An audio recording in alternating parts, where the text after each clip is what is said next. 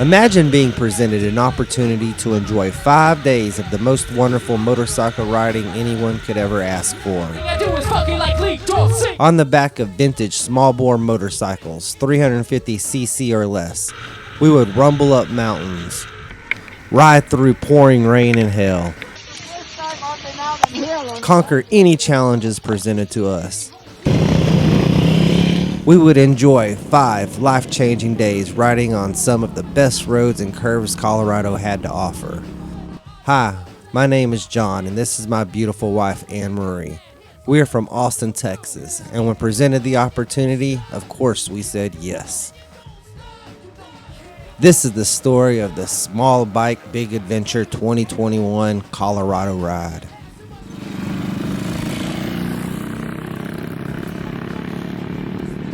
We're going to head out of the parking lot here. We're going to head through some residential. We're going to get on a kind of secondary highway. We're going to travel on that for 3 or 4 miles through a couple stoplights. So we're probably going to get broken up as a group in this first stretch when we get to the bottom of the canyon. For any ride to take place, it must first be organized. Standing on the left, sipping on a mimosa, we have the Pook Master, Todd Wallace. And giving ride instructions is everyone's favorite Yankee-turned-Colorado resident, Benjamin Foster. These two gentlemen are the driving force behind the Small Bike Big Adventure ride and organize the whole event. You got a 118? Vintage motorcycle riders from all over the globe showed up for this ride. From left to right, we have the world's most interesting man, Ernesto, along with Argentinian, now Californians, Jorge, Maria, her handsome husband Marcelo, and their friend Barry. Here sporting their Jonesy's Motorcycle Shop t-shirts are Eric and Blair. Eric rides a Pook and is the world's nicest guy. I've seen him work on an unknown traveler's broken down car in a parking lot while the rest of us were busy resting. Now that takes heart. Blair is the best SAG driver ever. Let's just say she doesn't scare easily. Here with his award-winning smile is motorcycle mechanic and owner of Jonesy's Motorcycle Shop, Mr. Joshua Jones. Driving the SAG van is Claude. Riding a Pook, we have Texas guitar slinger Jesse Dayton, Golden, Colorado native and motorcycle riding instructor Robin, the man with a hammer, Al, birthday boy Mateo, Steve and Tony. Driving the second SAG vehicle, we have my partner, Anne Marie. And next to her, also from Austin, Texas, is the motorcycle whisperer, Vincenzo Murphy. Next to Marcello, we have Julian. And standing on the left next to Steve, we have Claude's son, Jeff. My bike jumped out of second, third, and fourth. From Kerrville, via Denmark, we've got Andy Anderson. Finally, we have Jason on his lucky number 13 Riverside.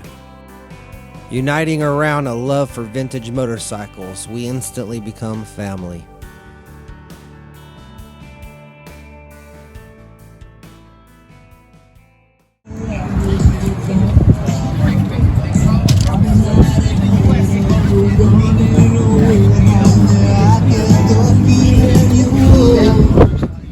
It's 8:30 in the morning. We have Tom Petty blasting out the stereo while the riders check out each other's bikes. Okay. In typical European fashion, by 8:45 the ride's christening begins. Corks are being popped and the champagne begins to flow. What better way to celebrate the beginning of such a wonderful ride than with morning mimosas? Happy birthday. Oh yeah. Happy birthday to Mateo. Wow. Happy birthday. After taking a moment to recognize Mateo's 21st birthday, It's going to be a beautiful ride this morning. When we get to Netherland, we're stopping at the Train Car Coffee Shop. It's on the right-hand side, 3 train cars. You can't miss it. Benjamin Foster begins with day one's riding To instructions. the stop sign, take a right. And just like that, we headed out for day one's ride. First stop, Nederland. There's a 108. Oh, yeah. So we're looking for like a 90 or something. Upon arriving in Nederland, First order of business, rejetting our carburetors for these high altitudes. Riding a vintage motorcycle through the extreme elevation changes of Colorado can be tricky. You see, the higher you go in elevation, the less oxygen you have available. Not only is this taxing on the human body, it also makes riding our old bikes tricky. Basically, we got to add a smaller jet to our carburetor to allow for more airflow. This is called leaning out the carburetor. 118. Yeah, that'll be good. Tuning a vintage motorcycle requires a balance between the amount of gas, air, and spark the motorcycle is producing. If any of those three components is off, the bike might run, but it will not perform at its peak potential. And to make it up and down the Colorado mountainside, trust me, you'll need every bit of horsepower you can get out of that engine. We're gonna go down the hill to Boulder. Everyone's on their own for lunch in Boulder. You figure it out on your own, find your place or whatever. We're sending you the address, 800 Cherry Avenue in Boulder. It's a park. We're gonna meet there at that park at 2:15. After Nederland, we bolted down the road to one of Colorado's most popular cities, Boulder, where we enjoyed a nice lunch and returned to a not-so-pleasant gift left by the local authorities. After enjoying hearing Jesse give the parking police a nice earful, we rode back to Nederland for a quick get-together.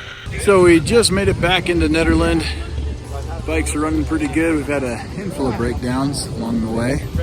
And this is our second time through Nederland. And we went up to Boulder, almost got about 25 parking tickets for where we were. And then riding it back down and back into Golden. From Nederland, we rode to our hotel in Golden. All right, we're working on Jason's bike here. We got Eric, aircraft MacGyver, adjusting the mechanical Bosch regulator. Checking it out, seeing if we can make her charge better. We got Mateo back here cleaning up some throttle linkage. What are you working on? We are so this is my Bull Taco 67, and we were up at higher altitude, about 9,400 feet, and it was just not running properly. It was running too rich. The main jet was too big. So we had a smaller main jet.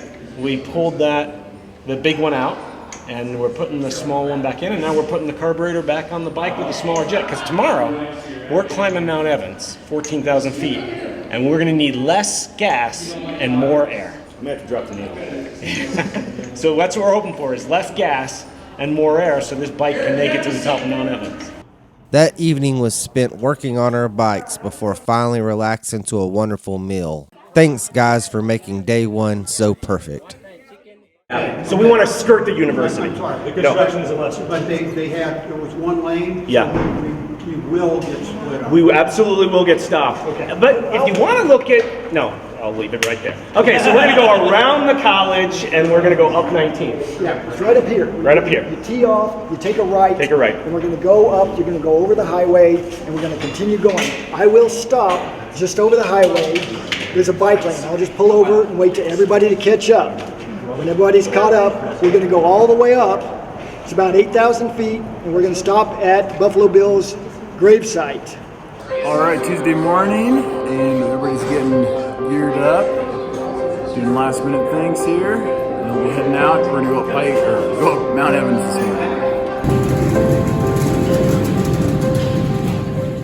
morning. You heard him right. Day 2, the Mount Evans ride promised to be epic, but little did I know to what extent. You see, I was unaware of the fact that Mount Evans is the highest paved road in North America, sitting at 14,000 plus feet. But we'll get to that part of the adventure later. First, we must fuel up in order to reach our first destination, the Buffalo Bill Museum. After spending about an hour at the museum and lookout point sitting at about 8,000 feet, I felt like I was on top of the world. If only I knew what was to come. Next stop, sitting at a little over 10,000 feet, where lunch would be waiting for us, is the Great Echo Lake. All right, so we're at the little Echo camp here. I think that's where we're at. Echo Lake. Echo Lake, place. Beautiful. Yeah, beautiful temperature, beautiful weather, beautiful day, beautiful roads, and we're gonna go grab some grub. Just ate lunch. Looks like Mateo's out. Gotta go conquer Mount Evans. Here we go, boys. Woohoo! Lovely. Love this stuff.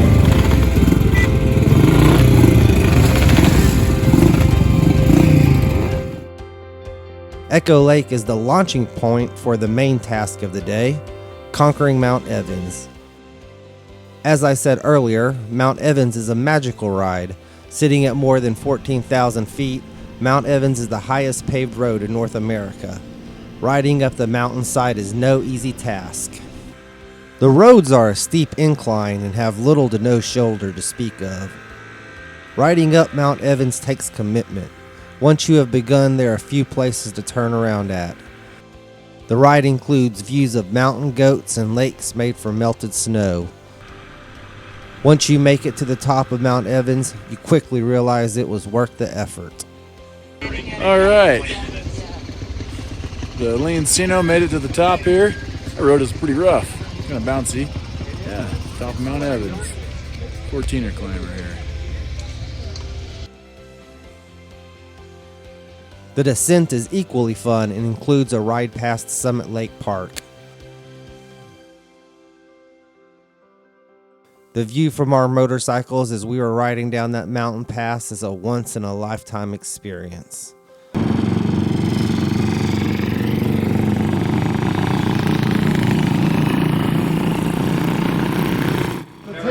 Tell me a little bit about the day. How'd the day go today? Yeah, a long day, but I've seen so much, so many things that you don't see in Texas. Big trees, big mountains, mountains so tall they don't even have trees on them. I saw sheep, I saw goat. It was remarkable, just an absolutely remarkable day, and I'm glad I shared it with all my friends here in Colorado on my birthday. What was the highlight of the ride for you? Just cruising, having the bike running well. Because all the roads were nice and curvy. There wasn't really one place in particular that was special. It was all awesome. It was really good. Beautiful day today. The weather was hot down in town, cool up on Mount Evans. Great riding. Everyone made it back. It was a great day. What was the highlight of the day for you personally? For me, getting everybody up there together and make sure that they have a good time. As a ride organizer, it's one of my responsibilities to make sure everybody else is enjoying themselves. And so to see everybody having fun, the bikes are running well, that's helpful. And we had a great time. All right, so the Bridgestone has no juice for no good reason. But we're looking at these wires and we're accusing them of being at fault. Eric, what's going on with the Pook? We got a broken wire up here. We broke a wire again. Yeah, broke a wire. Broke the solder? Yeah. Gosh, why don't you get tougher solder? I'll just put that back together. I got a new one. All right. Put it back together. Do that, Eric. Yeah. Wild, man. Having a good time, good people, fun. It was in Red Rock was amazing seeing that. Everything has been good so far. Hotel, everything. Everybody's nice and getting along, and so I'm pretty happy about it. My first trip, so I'm definitely happy about it. Today was really, really good. We went up Lookout Mountain to start. Yesterday we had 7 bike problems. Today we dropped that basically in half. I think there were maybe 3 or 4 bike problems, which is great, working those kinks out. We made it up to Lookout Mountain. Everybody got to look over the city of Golden, the city of Denver. That was really cool. And then most of the bikes went from there to 14,100 feet up the top of Mount Evans. And I mean, that's kind of a bucket list thing. Just for people who are out of state, don't get to live in Colorado and enjoy what we've got. Getting to the Mount Evans, top of Mount Evans was a big one for me as one of the organizers of the ride, to see people get up there, and we were real excited. And then the ride back down is just spectacular. Just these big sweeping curves and then some tight curves, and everybody made it through, no accidents. And now it's time for some drinks. Good morning. Welcome to Wednesday, day 3. Really excited to have you guys with us. Thank you very much for joining. So today's ride is really just filled with a lot of beautiful road. There's a combination of some really long stretches where we can just rip at it for 50 miles or more. And then there's some really tight turning roads up a road called High Grade that's just a blast. Some real tight hairpin turns. Very likely if you don't see 50 motorcycles on that road, it's a slow day. First gas station, the Sinclair gas station in Conifer. Your face, are you, what do they call it? Face palm? Yeah, what are those? Hi, Mom.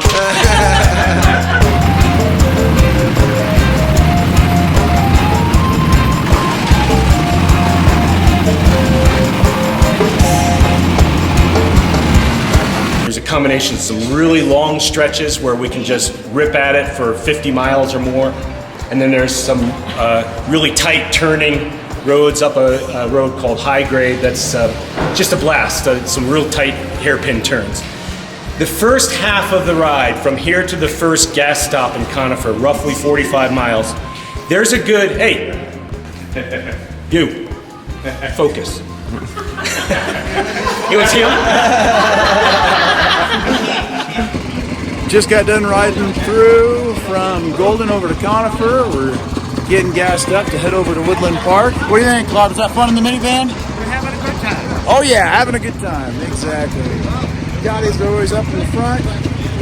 And yeah, we're trying to make some of these other ducks run. Vincenzo traded in his Honda because it used too much oil on a Taco. Very fun bike, nice beautiful Matrello Benz. I think we got everybody here. This is true, Ben is a nice guy. Is he around? There he is. There's the nice guy. Representing Jonesy. Day 3 promised to be a wonderful ride full of twisting curves and scenic rivers flowing next to winding roads. I unfortunately had to spend the majority of Day 3 filming. I am from Austin, Texas, and spending the last 2 days riding at such high altitudes took a toll on my body that was very unexpected. Altitude sickness is a real thing, so I decided to set down the bike for a while and pick up a camera. You get up to the top, it's 285, it's a stoplight, I think. You take a left, and then you get to Pine Junction. It's a little town with a gas station on the right-hand side.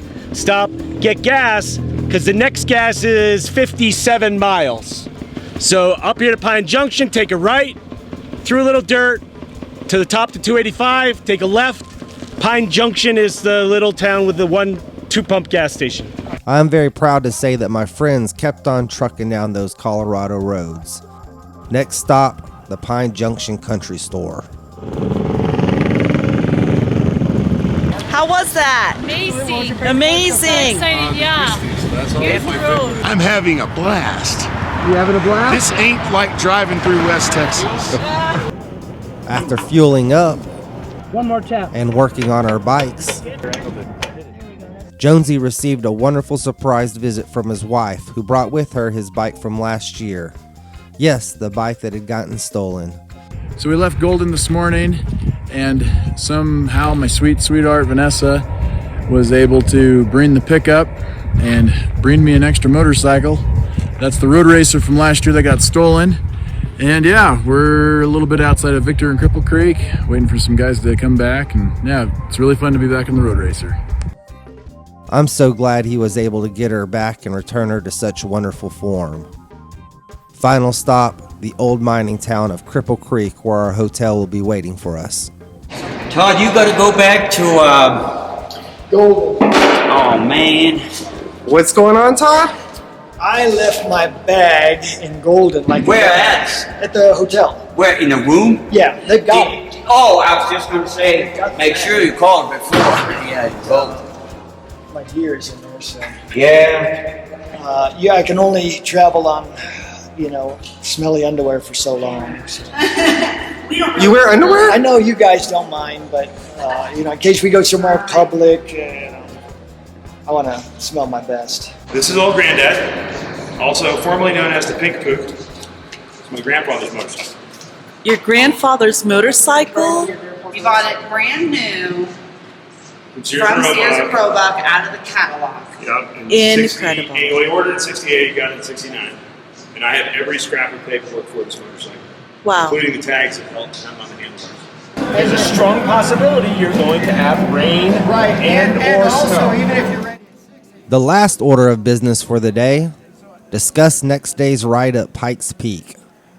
With rain and possible snowing conditions forecasted, the ride up Pikes Peak might not happen.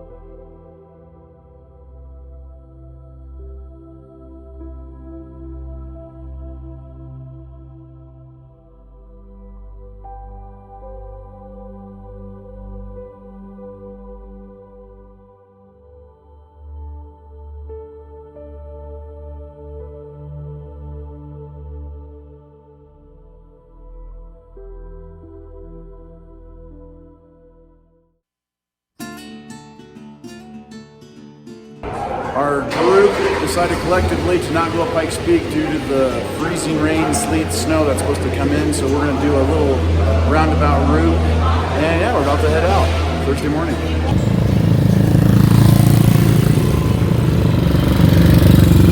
We're going to go up out of town this way and take a right. It's the second right. It's, I think, the first paved road. We'll take a right up here. I'll just lead to that right-hand turn. Up a steep hill to the top of the mine up here. And the mining company has built an overlook where you can kind of stop, get up on a platform, and just take a peek at the mine.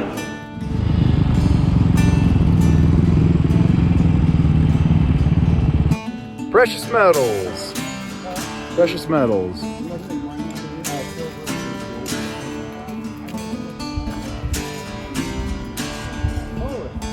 There it is. Jared Pullis, isn't it? Yep.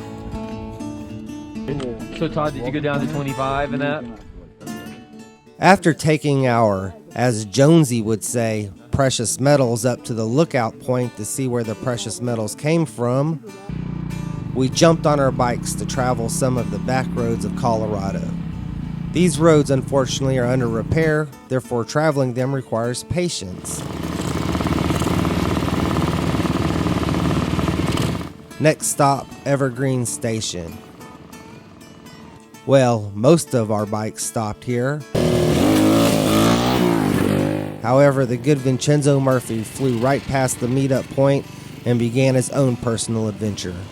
He made it back to the hotel and had his own stories to tell.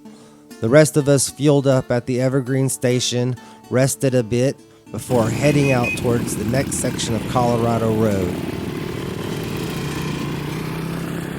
We're going to take a left right here on County 11. Okay? County 11 goes to a dead end. Here, not only did we have beautiful roads waiting on us, we also had a brief stop due to cows on the road. This might sound weird to some, but being from small town Texas, cows in the road seem like a normal thing. Onward we traveled down country roads in the most remote area of Colorado.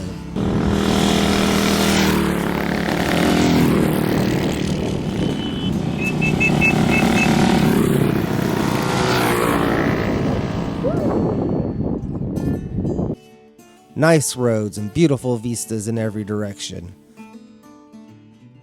This may have been an unplanned route, but it didn't disappoint.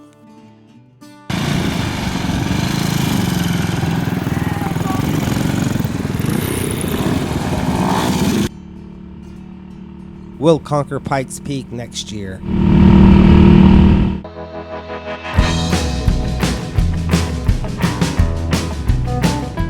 Day 5. The last day of our small bike big adventure tour of Colorado. After having been under the weather for the last day and a half, I decided to end the ride the same way I began it, on the back of a motorcycle. Even though it was the final day of riding, Mother Nature wanted to guarantee that it would be eventful and memorable. But in order to make it to Golden from Cripple Creek, gas is needed. After a quick fill-up, down the Colorado roads we raged with beautiful blue skies above. Time to hit some dirt roads and see some of Colorado's running rivers and streams that skirt the unpaved Colorado roads. Spending about 30 minutes on dirt can be a bit nerve-wracking, but the views made it all worth the trouble. Asphalt was a welcome sight, but the dark clouds off to the horizon, not so much. I expected a little rain, but what Mother Nature had in store for us was something completely different.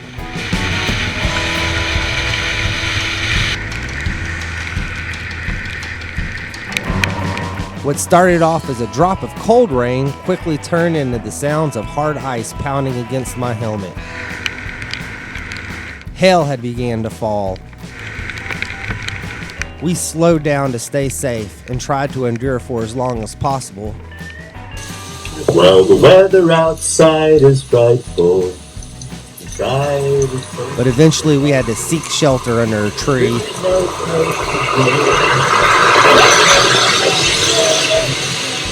Until the hail let up enough to safely ride into the town of Evergreen, where our final banquet at the Blackbird Cafe would be held.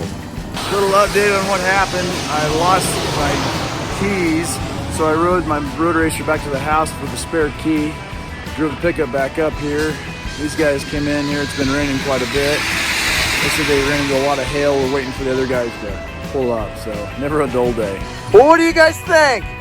Eric just said that's the big adventure part. The big adventure part? Yeah, I think it's the Texas Rally next year, and I have a unanimous consent. Unanimous consent. What about you, Rob? What do you think?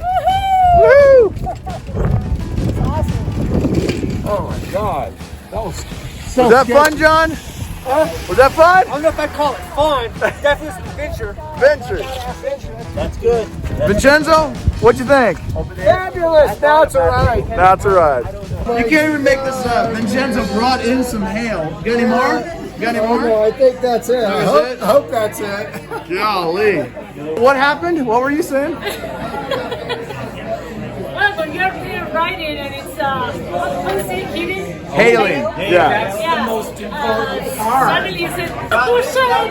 And then you said, what a great experience. Wow. Shut up.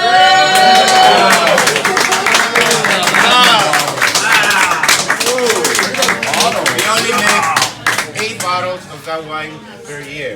Wow. So we only have 6 now. So we need to raise the price of the other 6 to count. I'm sure you won't have a problem with that. But sincerely, it takes a lot to organize something like this. It was flawless.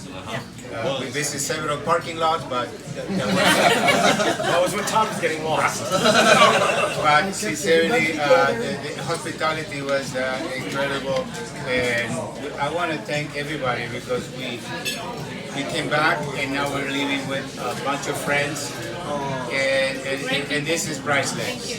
And we do what we love.